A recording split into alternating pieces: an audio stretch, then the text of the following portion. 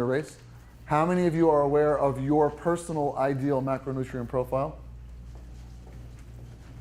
So just take note of this. You do? Well, I don't know. I just like percentage, like how many percentage like carbs, proteins, fats. That's macronutrient profile. You know what's ideal for you? I know it works. Good. Yes? I know what's ideal for me is nothing because I just throw it up. So. Jesus. He says, yeah, I'm not talking about for see how he breaks it down to the actual meal of the race? No, it's every meal before that. So you don't need to know what your ideal macronutrient profile is, but you ought to spend some time concerned about it. Because you get on the erg and you rely on this single variable that I mentioned this morning as a demonstration of your value as a human. What is that variable that you all rely on so much as a demonstration of your value as humans? How hard you try. So now we're going to spend 5 minutes describing this word and attempting to define it. What in God's name does it mean? Now watch how when you go to define it, you just use other words to replace it, but you can't define it. What is try? You're welcome. Yes? You just did exactly what I said you were going to do. You just replaced it. What does it mean? Because even in that definition, by the way, the Coxons last night heard me do this, and it's a cool thing to do with people when you have conversations of this nature. The very first word that you said to me is the one that you were really trying to replace try with. And what was the first word she said? She said put. Okay, how do you put? Do you get it? It's impossible to define. You are an unfolding experience. Do you think trees try to tree? They're no less alive than you and I are. They don't try to tree. What do? They tree. They just tree. And if the causes and conditions that surround them allow them to tree well, how do they tree? They tree well. But if one of the causes and conditions is an 18-wheeler running off the road and hitting said tree, that tree will no longer manifest as a tree. It's now become firewood or something of a similar ilk. It's the same thing with you guys. When you get on the erg, just tree. Just be. Just unfold. Just let go. It's like breathing. It's the same thing. If I asked you to breathe harder, would it help? It's literally counterproductive. And you actually start to hyperventilate. No, you just breathe. You just row. All the other conversations that you have with yourself, you have out of habit, and you have because you have been secretly using them to cultivate the fuel that you have depended upon so dearly for so long, which is what? Anger is not a fuel. Aggression is a demonstration. Fear is the energy. It's fear. You cultivate fear so that you feel like you have to move, that you can't quit. And there are better motives. There are better energies to use in an effort to demonstrate, in an effort to tree. Like trees aren't scared. Or if they are, it doesn't get in the way of them being trees. They just tree. You don't have as much freedom as you think. When you sit on the erg, you have a certain capacity that day that's completely outside of your hands because it's already gone. It's that day now. You have a certain emotional experience that you're going to have. I don't know what it's going to be. I don't know how scared you're going to get. Either do you. Some days you're confident, some days you're not. It's weird, huh? It's out of your hands. All you can do now is pour it out. So the question is, what gets in the way? What gets in the way of pouring it out? We had a conversation in there with the captains about confidence. I'd like to hear something from you about what confidence means to you. What is confidence?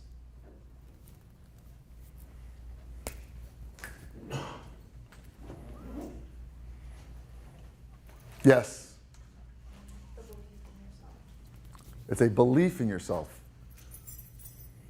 If you ever find yourself not believing in yourself, you should just touch yourself because you're still here. If you really don't believe in yourself, we have to talk because that means you're crazy. What do you mean by believing in yourself?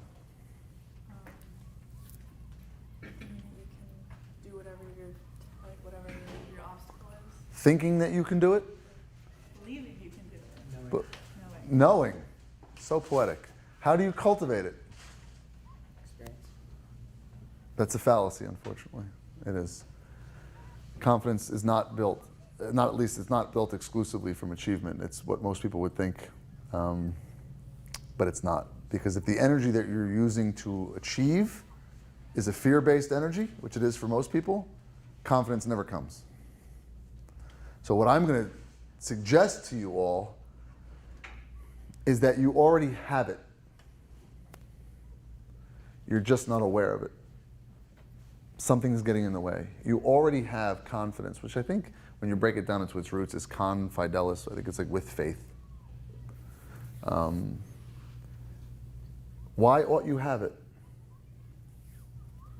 Why ought you have it? Well, these are just, listen, I'm not attempting to butter you up or make you feel nice. I'm going to make some simple observations, okay? You're all profoundly beautiful human beings.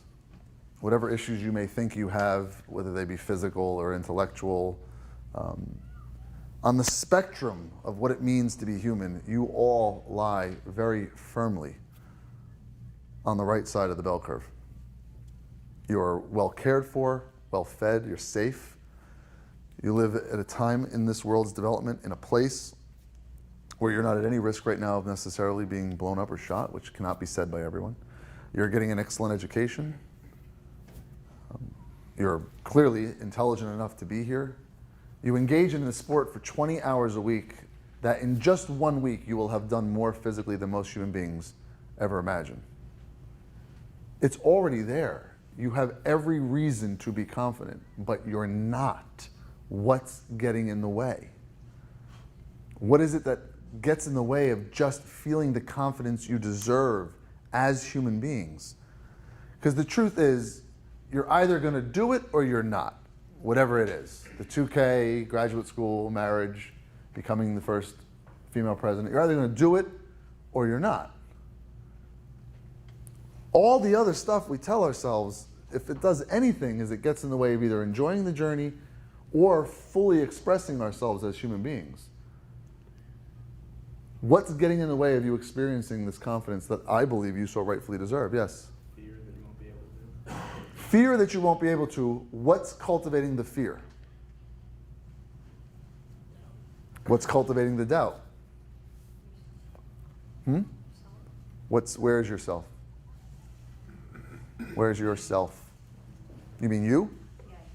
You are cultivating it? How are you doing that? Yes? Thoughts. Yes. That you are buying into thoughts about being less than confident, thoughts about the potential for failure, thoughts about the possibility that you can't do what you either want to or have trained to, and then you're buying into the thought. And so you believe that you have to chase the thought down a rabbit hole, that you have to follow it, that the solution to this thing will be getting the thoughts to stop. But if you chase a thought, a fear-based thought down the rabbit hole, what do you cultivate? Fear. So you're getting in your own way unknowingly. We must nip it in the bud. When you find yourself paying attention to a derogatory thought or a doubtful thought, you'll know pretty quickly if there's any real value in it, right? Like if it's a thought about whether or not it's safe to get in the car with someone, that's not the kind of fearful thought I'm asking you to just let go of, right? That's different. There's value in that. You have to consider it. But very nice. If you're having a repetitive thought about your own personal capacity, I'm going to ask you to do something. I said to the captains before, I'm going to give you all permission to let go of it, to simply recognize the thought, smile and wave, and then turn your attention back to something that is more here and now. But if I ask you to do that, there will still be some form of resistance in almost all of you. The ego does not want to let you let go of the negative thought. Why? What is it that you tell yourself? If I suggested that from this point forward, you never have to entertain another negative thought about yourself, ever, what's the first thing that comes up for you? What does the ego do with that possibility? Nobody has a reaction? Yes. Hold on, young lady, yes. Don't be vulnerable. What does it say? To not be vulnerable. What do you mean by that? Um, So I ask you to let go of every negative thought. You don't have to pay attention to it. And what is your reaction? to not let some, like, I don't know, just the fear of, like, being broken kind of in a different way. So there's a fear that comes up in letting go of your own negative thoughts. That's awesome, because that's really what I'm trying to get to. What else? Who else had their hand up?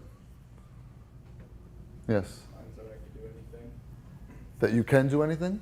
Yeah, if I have no negative thoughts and I have only positive thoughts, no one's telling me, but I'm not telling myself that there's nothing I can't do. So your first reaction was almost like hope.